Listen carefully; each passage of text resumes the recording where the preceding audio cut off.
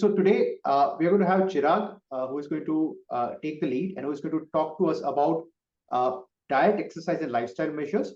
Like I said, the focus will be on the context of a patient who is either already prescribed a GLP-1 or is likely to be prescribed a GLP-1 RA. So will be going to see from that lens, and that's the whole focus. And again, for those of you who are new to this, you can go to technochronology.com. I'll soon put the link in the chat. So the recording of this, as well as the some additional notes and presentations, will be available on that platform. So in case you miss out something important, you want to go and check up on that, please feel free to go there and check. Additionally, common housekeeping rule: if you have a question, just put the question in the chat and in the Q&A section, and we'll be happy to take the question. If it does not impede the flow of the presentation, we'll take that question. And then in the end, we'll allow you to unmute and ask your question live to us. So at that point of time, you will be allowed to speak as well. So without much ado, we'll have Chirag. So Chirag Bajatia is a fitness expert.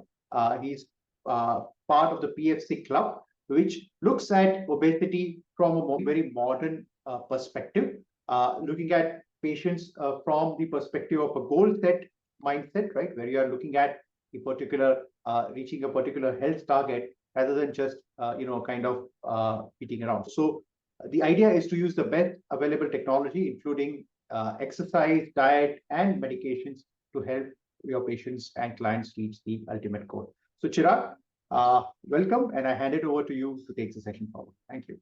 Thanks, Dr. Om. Hi, everyone. So I'm Chirag Barjatia, founder of PFC Club. Today, I'll be discussing about how to maximize the benefits of GLP-1 drugs whenever you are taking it through your diet and lifestyle measures. And whatever information I'm sharing with you today, it is all aligned with the evidence-based publications published in American College of Lifestyle Medication, American Society of Nutrition, the Medicine Association, and the Obesity Society regarding nutrition priorities to support GLP-1 medication. Now, coming to the main part, why do we need to take care of the medication part and the lifestyle part all together? Why it is important? Some people think that we are just taking the medication, why to take care of the diet here? People are also, you will come across such people who are taking medication and they're not even working out. What are the harms of not doing that? What are the harms of not taking care of your diet and your lifestyle changes, your habit changes and all? I'll discuss all those things. Plus, I'll also guide you about how to calculate your calorie intake, how much protein to consume, what all activities to do, how much carbs to eat, how much fats you should keep in your diet, so that at least on a basic level you will be able to make a good diet for yourself if you or any of your patient or client is taking this medication. So we begin. So these GLP-1 medications are a very powerful tool, but they are not a replacement for a healthy habits or a lifestyle changes. Because what happens once you get on these medication, but after a year when you decide to wean off or you quit the medication, if you did not change your lifestyle, if you did not change your habits, you will bounce back very quickly. And this we keep seeing in different type of patient. A study shows that up to two-thirds of the weight loss can be regained within a year. So imagine you took all the drugs, you spent your money on it, you spent your uh, entire mental energy, physical energy on it, and you end up regaining all the things. And if we change our lifestyle, if we start taking care of our diet and workout program, there are higher possibilities that you will be able to control your weight and for the lifelong part. It will benefit you in that way. I'll quickly start. What are the assessments you have to do before starting your diet and workout program? First of all, you have to check your weight history, your weight goals. Whatever weight history you had in the past, plus whatever weight goals you are trying to keep in the future. For example, if you are at 120 kgs, uh, right now, and you want to keep your weight goal as 80 kgs or 70 kgs, you should be noting it down.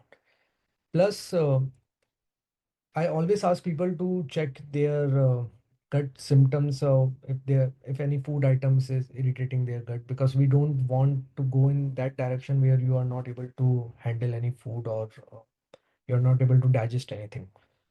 We also have to take care of your eating disorder part, because many people struggle with emotional eating, struggle with binge eating. Some people don't eat at all, or maybe eat in one go only. So we have to take care of that habit part as well. And you have to take care of the food intolerances. Some people cannot tolerate lactose at all. Some people cannot tolerate gluten at all. You have to take care of those parts before starting any diet and workout program.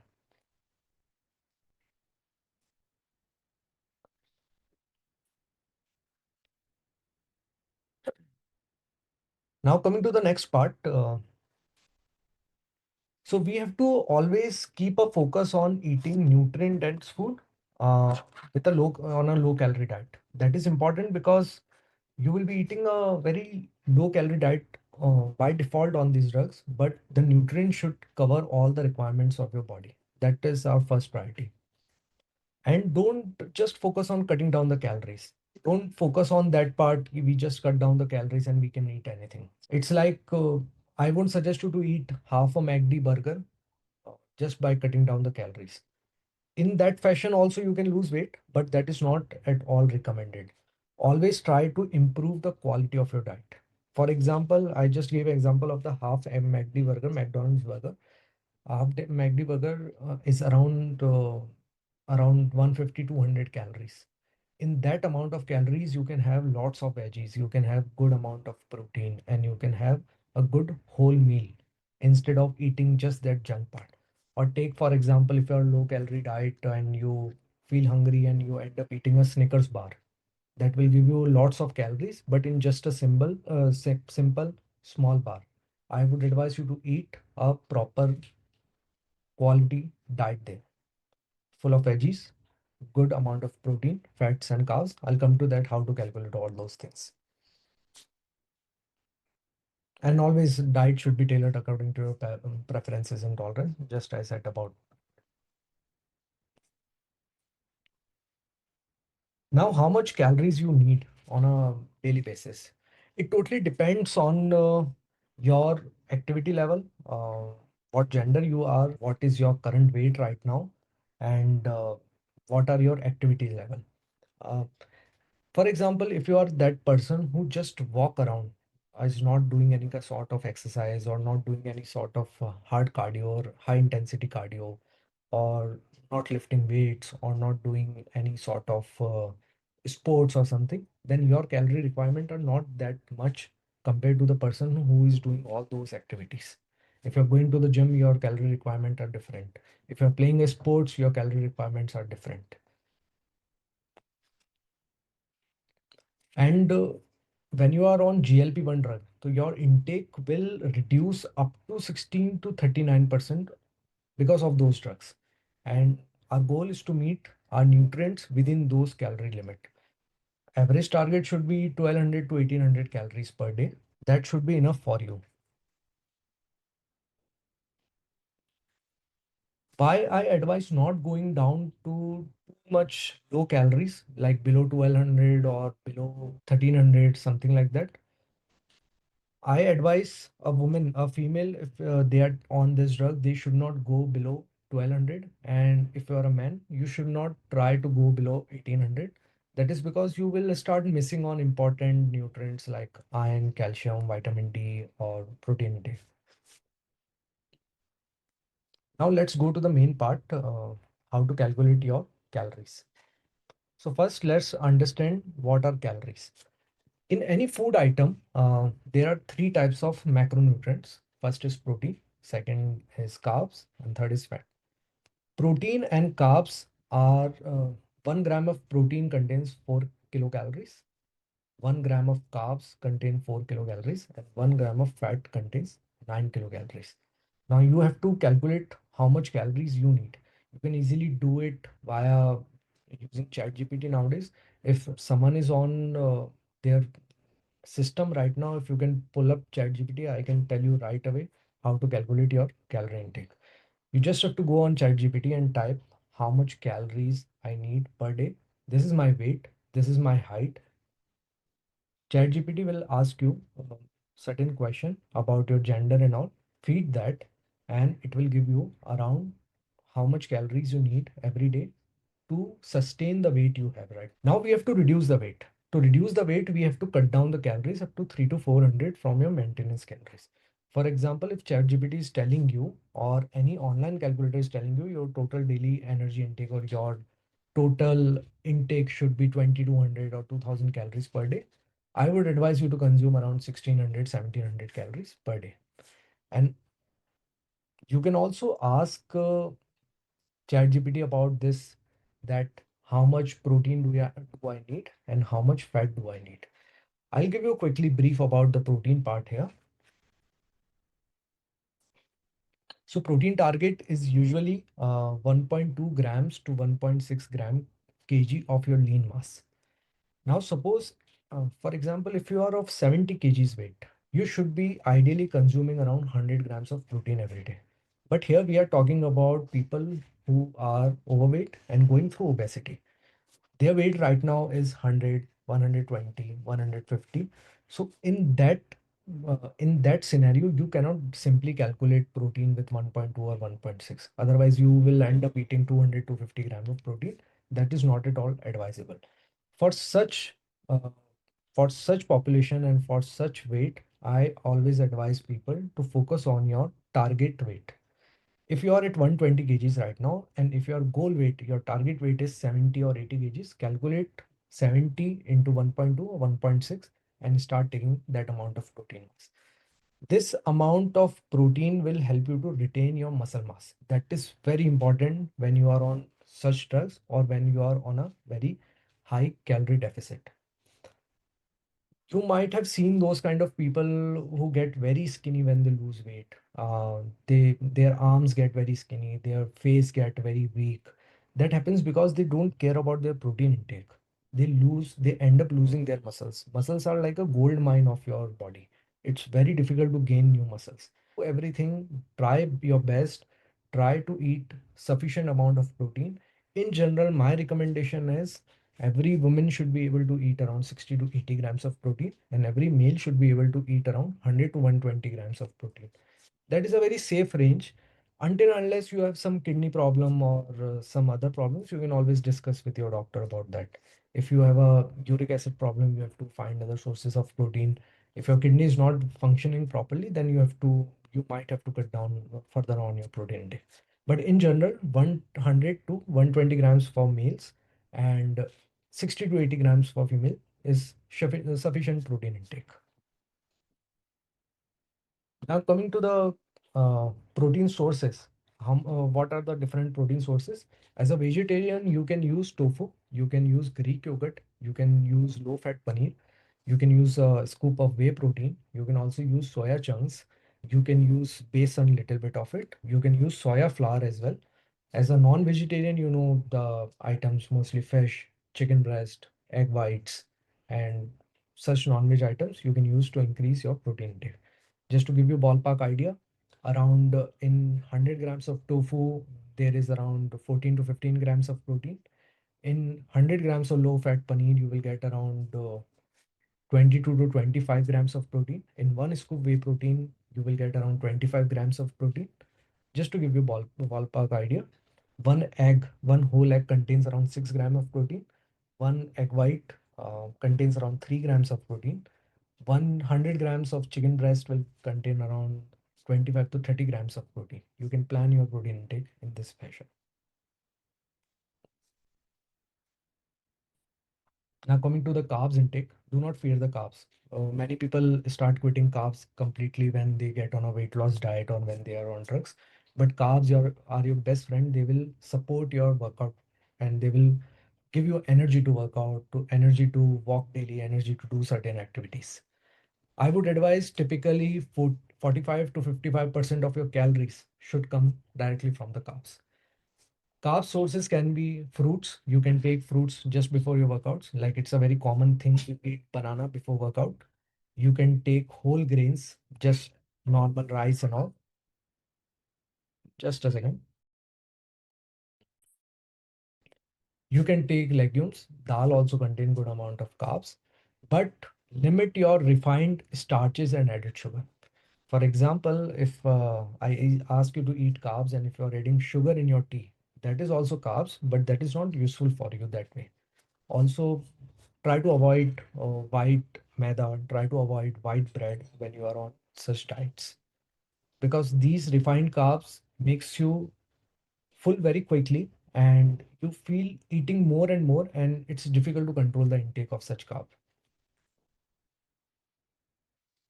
So for example, if you are on a 1500 to 1600 calories diet, I would advise consuming around 170 to 100 grams of carbs every day. That is, you can divide those carbs around the day in the breakfast, lunch, and dinner.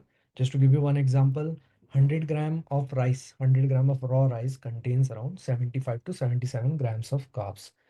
And other carb sources are like 100 gram of dal contains around 62 to 65 grams of carbs, and you can use these sources to add carbs in your diet. Now coming to the fat intake. So I think 20 to 35% of your daily calories should be coming from fat. And this is a major problem in our Indian habits and all, that we try to eat fat from the sources like ghee and butter. But that is not at all advisable personally, and as per the evidence as well, because you end up increasing your LDL cholesterol level if you eat too much of ghee or saturated fats. Saturated fats comes from the dairy item mostly, and mutton or paneer, such items as well. So I would advise add fats only from the unsaturated sources like olive oil, nuts, seeds, and avocados.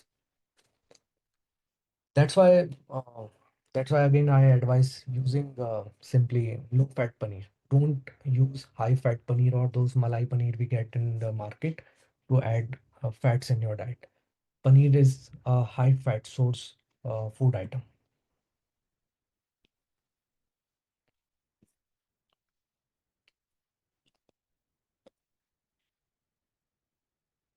Now coming to the eating strategies, how to plan your diet in the entire day.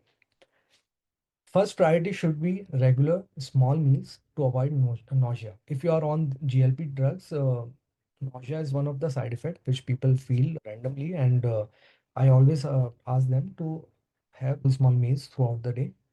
By doing that, you won't feel too much of nausea, and you will be able to control your diet, and you will be able to eat sufficient amount of food that way. Always plan your meal around protein. Keep protein a priority and keep fiber as second priority. For example, if you want to eat something, I would start with making a tofu salad first. Tofu contains fiber, little bit of salad contains fiber.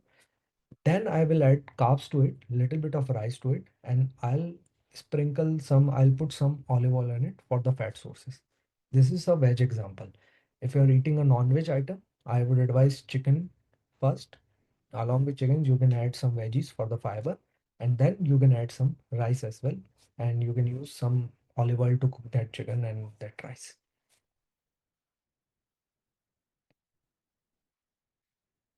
Now coming to the training part of it.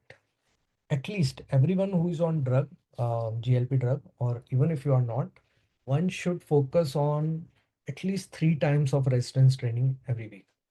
Now, resistance training is mostly considered gym, where you are lifting weight, you are providing enough resistance to your body.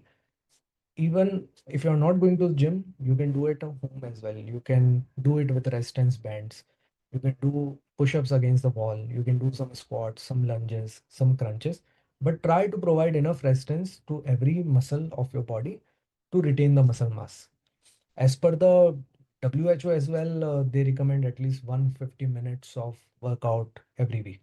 Try to clock in that much of workout. Why I advise doing workout? Because workout is the only thing which will help you to retain your muscle mass. And when you retain your muscle mass, the chances of sarcopenia and bone loss reduces to at least negligible if you're working out regular basis. It doesn't matter what age you are into, what gender you are into, but try to lift some weights. And whenever I ask people to lift weight, they always feel that weightlifting or lifting a dumbbell is a very complicated task. It is not.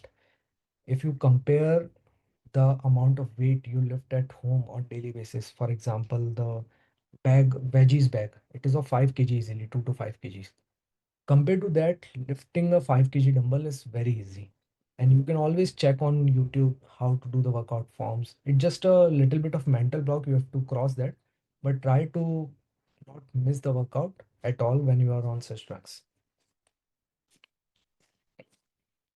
So some takeaway messages from this.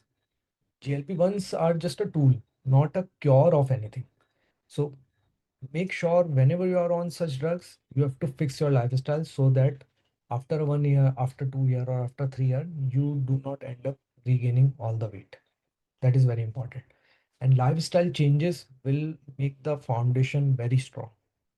You won't fall back again to the obesity, or you won't get the need of taking the drug again.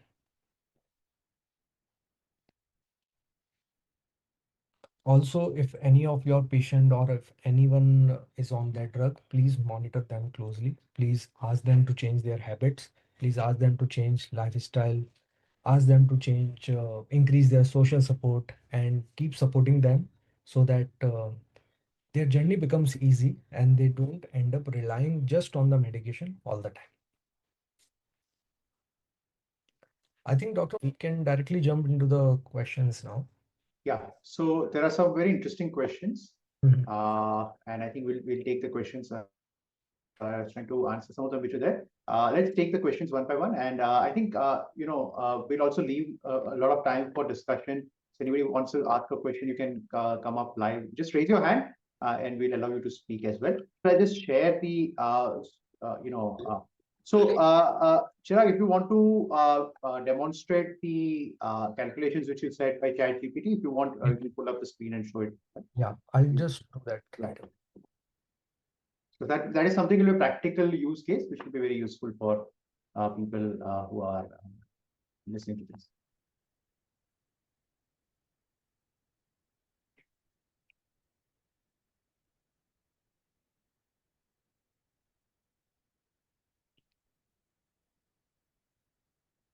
Is my ChatGPT visible? Yes, it is. Cool. So I'll just ask about myself, and I'll consider myself as a 120 kg guy, and now see what ChatGPT says.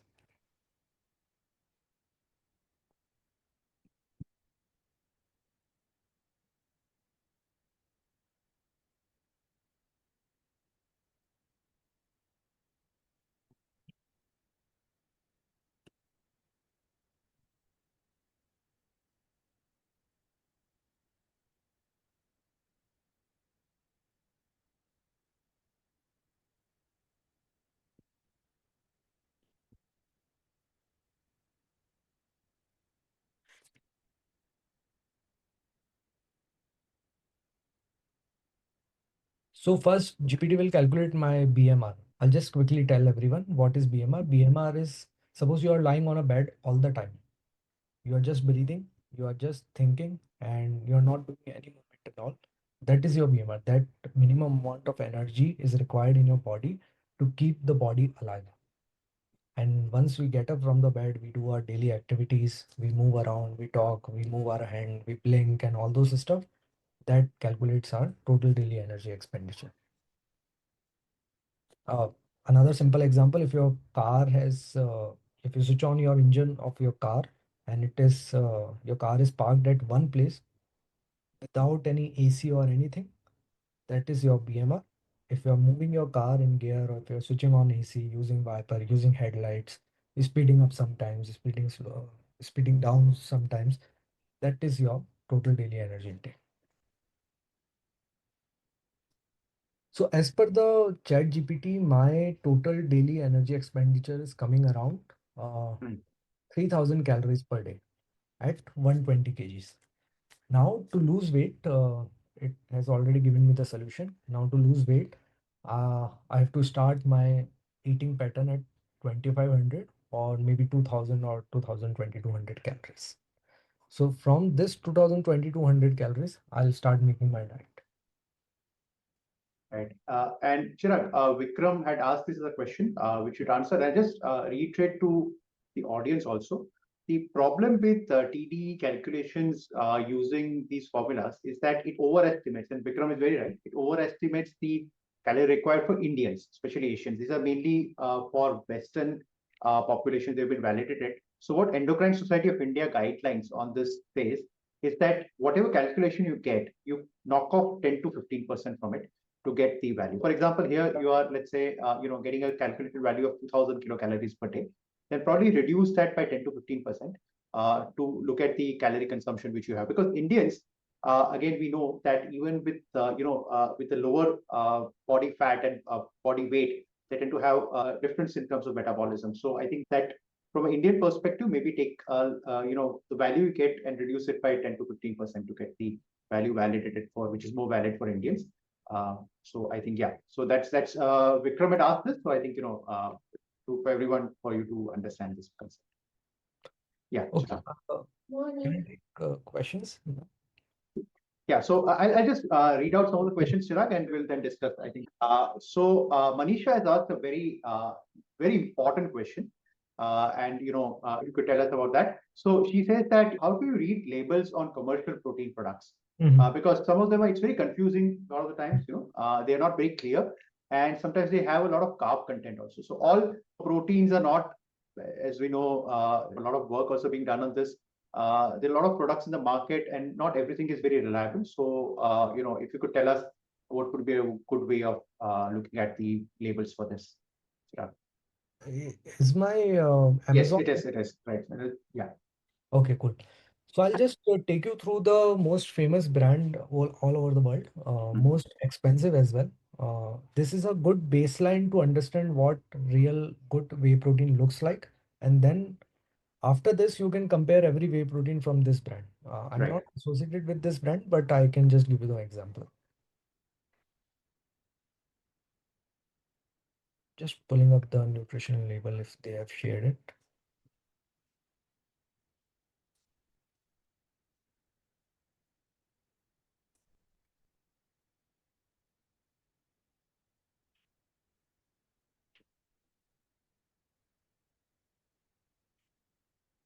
They did not put nutrition label here. Might get it from. I'll use Whole Truth, even that's a good brand. Yeah. Yeah. So if you see here, the nutritional information per 35 grams serving, we have to focus on per serving. Per serving means per scoop which we get in the whey protein box or packet. In that, I always advise people to focus on the protein content. One scoop should contain minimum of 25 grams of protein, 24 to 25 grams of protein, under 140 calories. That is a good sign. If you go for the higher way, the earlier one which I was showing you, that will give you around 25 grams of protein under 120 calories. But under 140 is a good stuff. And now if you see the carb content in this is just 3 grams, 3.2 grams. If you go to the those medical shops, they will give you some random whey protein of those medicinal whey proteins. If you see the carb content, those are very high. For example, one brand Protein X, the carb content is very high. So don't focus on that part. We have to focus specifically that carb content should be very less, should be below 5 grams, and the protein content should be around 25 grams. Some protein will give you 30 grams per scoop. Some protein will give you around 20 to 24, but the calorie content should be below 140. Then only it makes sense to take the whey protein. Otherwise, if the calorie count is too much or if the protein content too less, I can always consume protein with other drinks like sattu or maybe besan or something like that. Okay, excellent. So just to reiterate to the public, per serving. So first look at, you can see both the labels here. So you say take it per serving. So per serving, and correct me if I'm wrong, from what I understood, so per serving, it should be less than 140 kilocalories in terms of peak calories. The protein content should be more than 25 grams, right?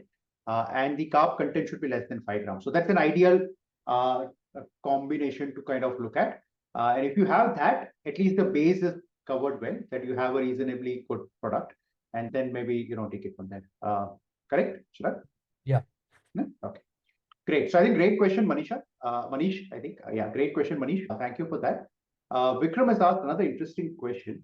How much protein per meal is well absorbed? So we take a lot of protein, but is it really absorbed? So if one takes more than 30 grams of protein per meal, is most of it absorbed, or is it just losing it? Body can easily absorb 25 to 30 grams Yeah. per meal. But if you're eating like 60 grams, 80 grams in that meal, body will keep it in your body. It won't flush it down. It will use it for later. But for your proper muscle protein synthesis, 25 to 35 grams are more than enough. So I generally advise people that instead of eating lots of protein in one meal, try to divide throughout the day. That will be a much better approach. Yeah, Vikram, what I'll say is, I'll add to that, that generally speaking, the protein and carbohydrate absorptions and even the fat absorption to some extent, but at least protein and carbohydrate absorption is very efficient. So the process of absorption is very efficient. It's not that, whether it will be absorbed or not. The question is whether all of that will be used for building your muscles or building your the core component which you want from protein.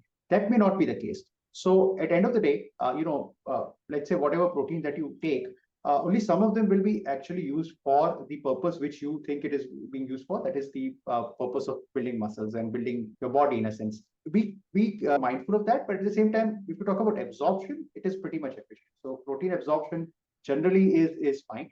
Of course, the body will break it down and convert it into the individual components, the amino acids. So then, how it is further used depends on your body's metabolism. But at the same time, the absorption is generally speaking quite efficient. Yeah. Yeah. So it's a good question, Vikram, and thank you for that. Should we be asking patients to take whey protein or plant-based protein supplements? Any reason to prefer one over the other? So I think, Chirag, the common question regarding the source of the protein. So the plant-based versus the regular animal or combination. Yeah. So any insights on that? Yeah, take this example. If your patient is able to digest dairy very easily, and for example, if your patient says, I don't have any problem with dairy, I keep drinking tea, I keep drinking milk on everyday basis, and never complains about gut issues or anything, they can simply start whey protein concentrate. That's the cheapest way in the market. It's a good quality way, plus easily digestible for most of the people. But we have to also consider that many Indians are now lactose intolerant. Yeah. Especially the south region is highly lactose intolerant. So always ask them, do they get bloating issues on daily basis? Are they burping randomly? Are they feeling bloated after drinking tea, coffee, or milk products, maybe ice cream or something? If they say yes, always try to put them on an isolate, clean isolate. Isolate contains least amount of lactose, but it's not completely lactose free. I won't say it's completely lactose free. Some traces of lactose are in there. Some patients won't be able to handle even those traces. They will feel bloated after taking that. Right. For those patients, switch them to plant protein. The problem with plant protein is that the taste is not good for most of the people. You can ask them to maybe mix it in curd or maybe make it a shake with a banana or something. That way they can consume. Great, great. So it's a great point. I think I think somebody had asked and we had answered that a little.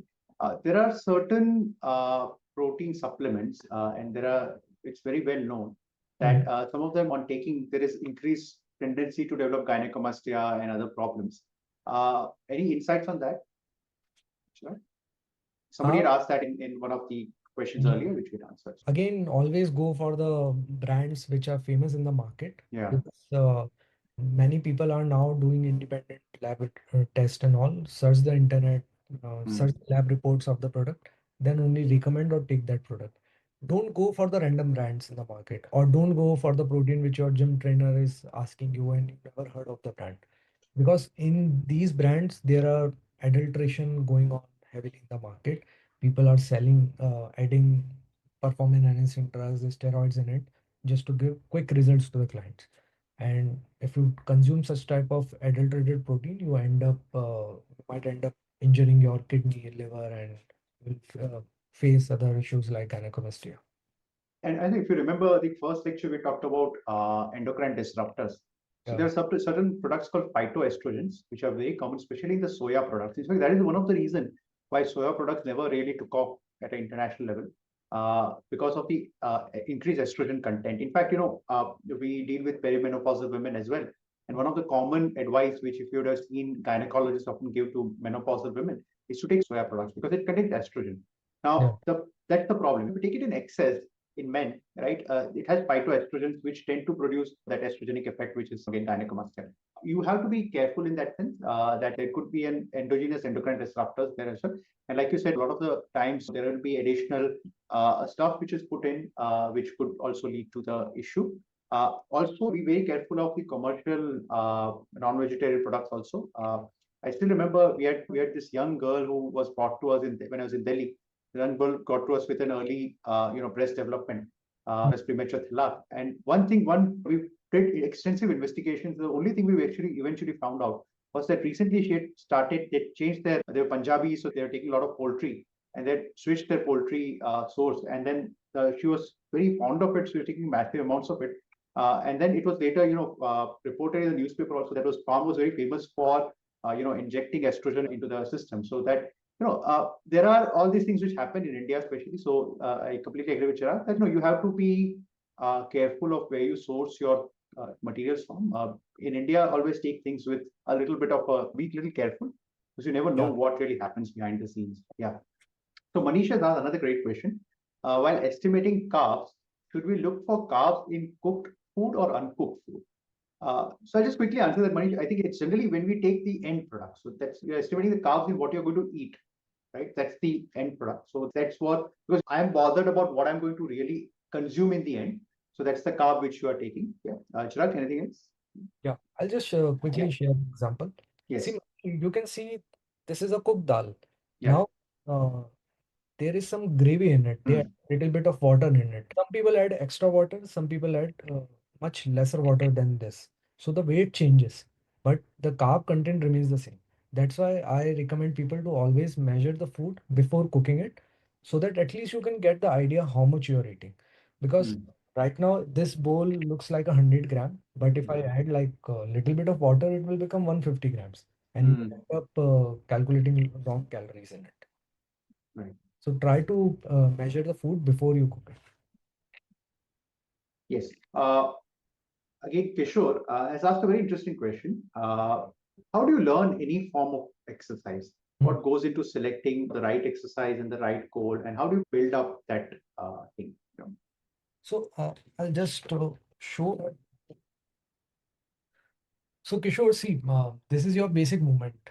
This biceps is your basic movement, right? You can do this easily without any pain or anything. This tricep is a again basic movement. This is for shoulders. This is again for shoulder. This is for chest. These are the basic movement, and for the legs, you can just do squatting and lunges. All you have to do, you have to make your research simpler. Just go on YouTube and type 30-minute beginner workout at home. If you have weights, you can add with weights, or if you don't have it, just type body weight workout for 30 minutes only for beginners. You will get the exercise library easily on YouTube. There are lakhs of videos by several creators around the world. Just start doing it. Whenever you feel pain or any joint pain or any nerve pinching pain in any of the movement, avoid doing it. That is not that's not worth it. Like doing pain exercise in the pain. Always avoid doing any movement where whenever you feel pain. But if you're not feeling pain, keep doing your workouts. And if you have a community or something like that, record your videos, share there, ask for the form check. That is the best way to do it. And one more thing, Chirag, I'll ask here. Older people. So I think we discussed this briefly earlier as well. It's a common misconception that older people should not be doing weight training, where on the contrary, the evidence is that they actually need it more. So if you have a slightly elder population, maybe in the 60s, these days 60s is pretty much considered, healthy. Somebody in the 60s coming to you as a client for the first time, or what kind of, again, looking at the safety into perspective, what kind of, the weight training exercises do you recommend for them, and how do you plan it out? I recently did for someone. We simply use resistance band for them. Those Right. are joint friendly bands where you can provide enough evidence resistance to your body. You can simply plan their bicep workout like this. You can simply plan they can lie down and do chest workout like this. They can sit on bed and get up for their legs workout. Very simple movements which they do in daily life, but we just have to structure it a little. Again, okay, so that's a great concept, and that with that bands as we are less likely to injure themselves also because of the. But just to let everyone know, always buy good quality bands, because we have seen cases where when you stretch it too Snaps. much, they snap. Great. So Dr. Chirag has asked, and this is a very valid question for the entire show as well, the series. What kind of protein do we advise in somebody who is on a GLP? Just at my point here. In fact, we recently, just last week, we had at Dr. V. Mohan's conference. This is exactly the topic. We had a panel discussion. So it's a very important question, and it's a question which is going to become very important in the upcoming period when GLP-1 is even more likely to be used in our day-to-day, care. So the thing is that what you have to do is when you have a patient on GLP or any weight loss medication, anti-obesity medication, we divide the people into three categories, right? A is, of course, somebody who's already underweight, who is less likely to anyway receive GLP-1. But of course, GLP-1 is also approved for diabetes management, so there could be one. So let's leave that population aside. Let's look at people who are either normal weight and having diabetes and GLP is prescribed, or who are overweight with or without diabetes, where the GLP-1 has been prescribed for the purpose of both diabetes control as well as weight loss.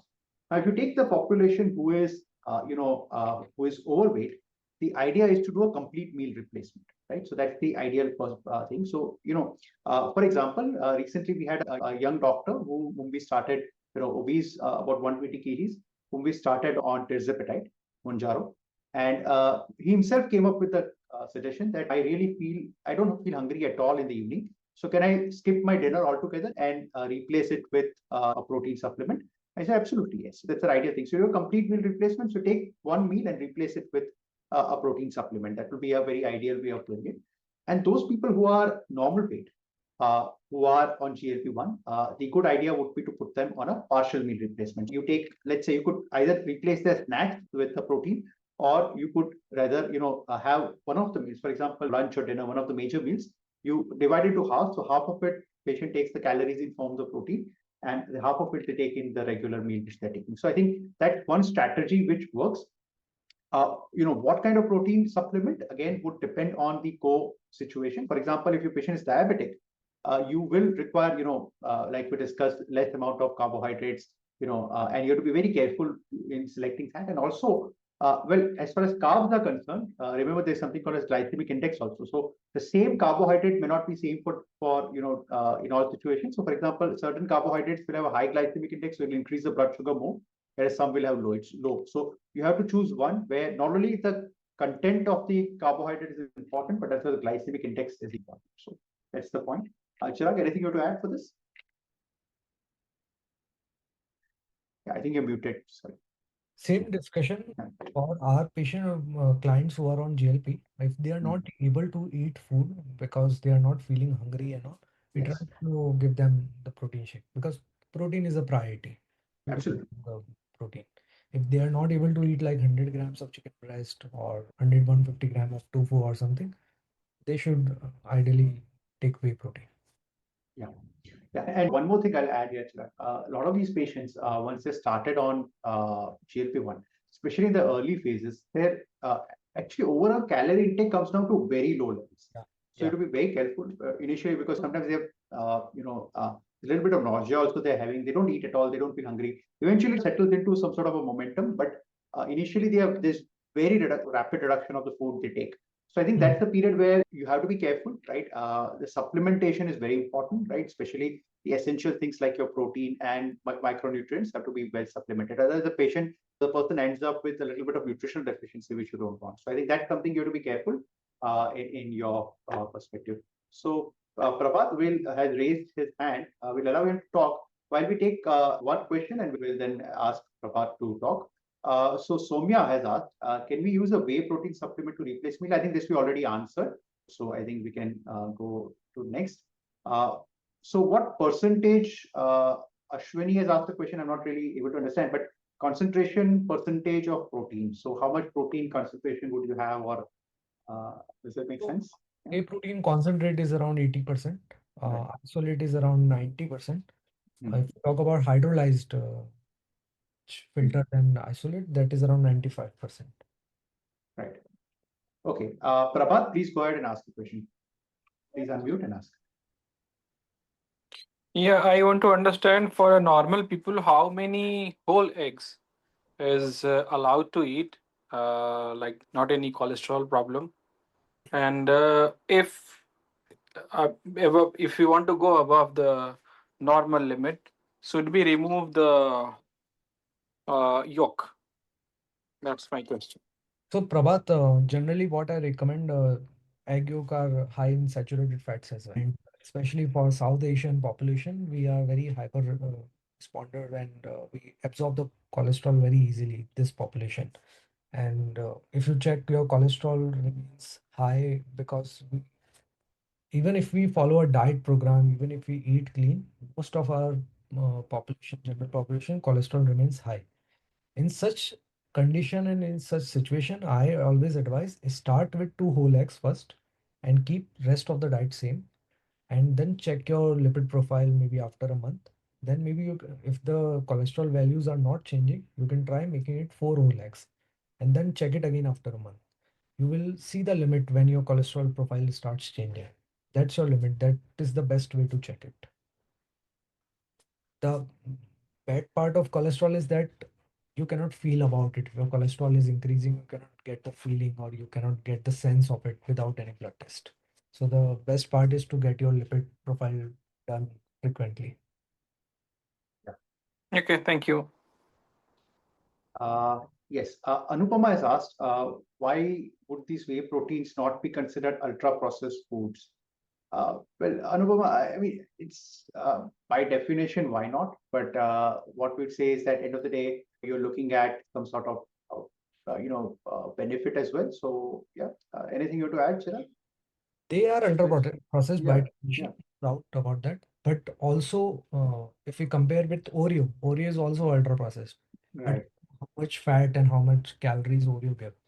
But compared to the Oreo or any junk food, whey protein is one of the most healthiest option out there. Ashwini has asked several questions, Chirag, especially related to protein, I think. Does taste, that is a practical question, does taste really matter, and can it be heated? I don't generally recommend heating whey protein. If you put it on hot milk or hot water or something, it get denatured. It breaks down. Yeah. So you get that bumps and those kind of bubbles ban jata usme. So avoid eating.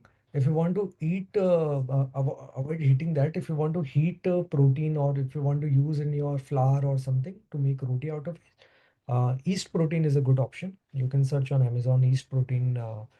Plant protein you can also use. But whey protein, I generally don't recommend to heat it. Yeah. So yeah. So I think nature of protein would change when you heat it. Yeah. So again, have to kind of be mindful of that, right? So in terms of okay. Yes. We had somebody who had raised their hand. I think I missed that person. Maybe they can raise their hand again. Vikram has asked another a very practical question. So please comment on the how to decide the intensity of exercise for a common person. And we know about the heart rate targets and the LTHR. There is the lactate threshold heart rate. These. How do you kind of decide upon that when we are planning an exercise regime? I'll take this. Yes. Yes. Yeah. So see, the best way to do is just ask your client to walk, how much they can walk. If you think, if you see the client is not able to walk even 100, 200 meter without breathing heavily or like too much of fatigue. And if those things are happening to your client, then you have to start with a very basic program with minimum amount of reps and all. That's why I ask people, don't just directly start walking 10,000 steps. Or don't ask your clients to walk 10,000 steps. That's not recommendable. And suppose if your client uh, is 150 kgs, 160 kgs, and if you ask that client to start walking 10,000 steps, that's a lot of weight on his body to carry to walk that distance. Don't do that. Start with very basic movements, just like I told, the basic bicep movement, basic tricep movement, and see how much the person is able to take. And slowly 2%, 5% start increasing the intensity. By heart rate, I would advise, if the person is not able to do anything at all, is keep them in zone 1 or 2. That's about it. Once they start doing it, once they get into practice, then go up to zone 2 or 3. And once they get into the practice of the workout, once they are active, then you can aim for the zone 4 and 5. So I think the rule of thumb is that we should be just slightly out of breath, but not completely grasping. I think Yeah. if you're as that's a good amount of exercise threshold which you can achieve. Yeah, so I think great question. We'll take just one or two questions in the end, Chirag, and then we'll wrap this. We're almost close to an hour. This is again a practical question, and we should probably do one session maybe in future, Chirag. We'll do one on the wearables and the step counters and Yeah. the smartwatches. So we'll Mm. plan something in future, but just at this point of time, what's your take on smartwatches and smart rings? I see in right now in the smartwatches industry, Apple Watch and Hoop bands, they are the most accurate ones, close to Right, accuracy, not right. 100% accurate. But I don't prefer rings and all. The problem with rings is that once you start lifting weight, it gets stuck here. Once you hold weight like this, no, it gets stuck here. Other thing is that the step count is not very accurate with the rings. I prefer wearing Hoop and Apple Watch, both the things. I'm just testing them how they compare, but I advise like either of them is good. Go with Right. it. Hoop 5 is a great product if you want to explore. Yeah. So even the Samsung, is now stepping up in terms of the quality of product they have in terms of the smartwatch. And so a lot of companies, accuracy is something very important. There a lot of these companies actually have published data also. Apple really leads the way here. Again, an Apple Watch now has a lot of other interesting features as well. So you can check it out. Now, of course, there is detection for the new Apple Watch 10. I think you have the detection for sleep apnea, the arrhythmia detection and fall detection. There's a lot of other useful tools also. In fact, we had a complete session on wearables.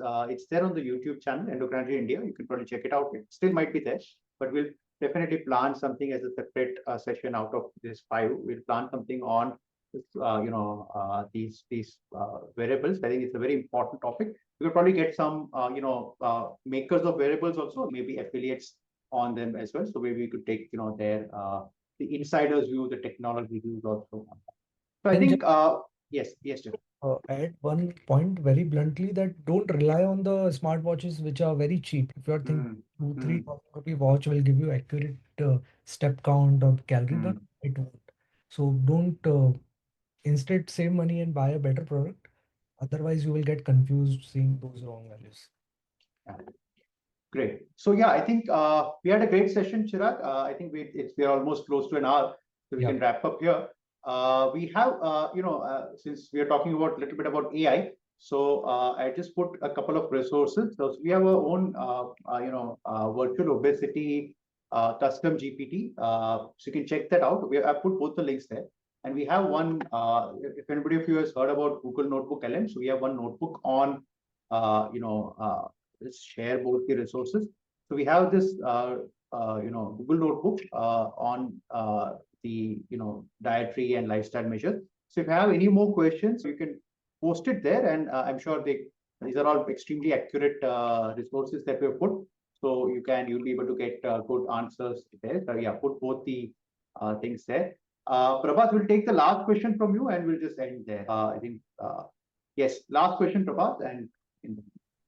Yeah, what will be the protein source for the guys who has gout. Like I have uric acid probably varying from 7 to 9 most of the time, and I always figure out is it going to harm me or not.